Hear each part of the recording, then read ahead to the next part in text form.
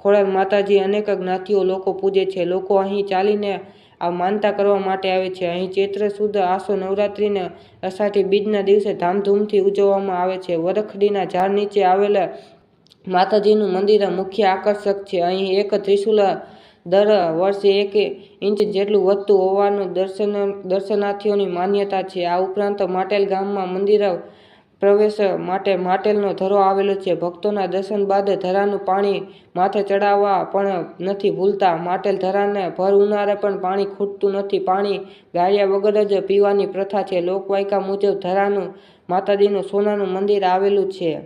નિર્માણ લોકવાયકા મુજબ ખોડિયાર માતાજીનું નિર્માણ 1200 વર્ષ જૂનું છે। મોરબી જિલ્લાના વાંકાનેર તાલુકાના માટેલ ગામે આવેલું ખોડિયાર માતાજીનું ભક્તો શ્રદ્ધાની જ્યોત જલાવી રહ્યું છે। ગુજરાતના ખોડિયાર માતાજીના મુખ્ય 3 મંદિરો છે, જે ધારી પાસે ગઢધરા અને ભાવનગર પાસે રાજપરા અને વાંકાનેર પાસે માટેલ ગામ આવેલું છે। ત્રણેય મંદિર પાણીનું ધરાની બાજુમાં આવેલું છે। માટેલ ઊંચી ભેખડો અને વરખડીના ઝાડ નીચે ખોડિયાર માતાજીનું મંદિર આવેલું છે। થોડોક ઢોળાવ ચડીને મંદિરે જવાય છે।